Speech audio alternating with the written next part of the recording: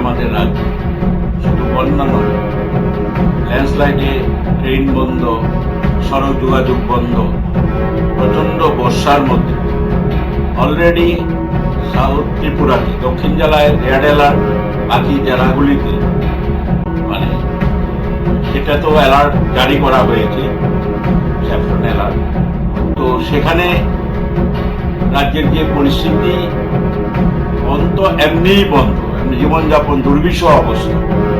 আমাদের সরকার চেষ্টা করছে কিভাবে সবকিছু চালু রাখা যায় এবং প্রকৃতির যে এই রুষানলে চলছে এই সময়ে এখানে আমাদের উৎসব, জাতি জনজাতির মিলন উৎসব খার্চি পূজা, এখানে খার্চি পুজো চলছে। ছোট ছোট দোকানদার ব্যবসায়ী তারা এমনিতেই প্রাকৃতিক বিপর্যয়ে তাদের নাবিশ্বাস হয়ে গেছে।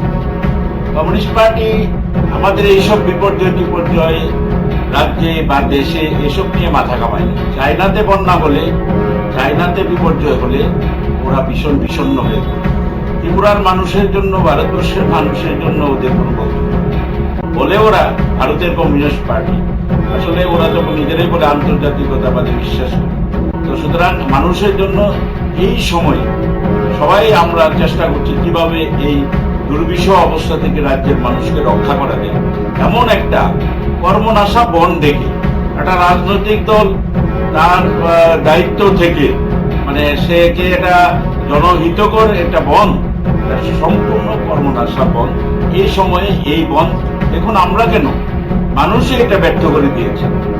আমাদের কোনো বক্তব্য নেই, সাধারণ মানুষই কোনো রেসপন্স করে।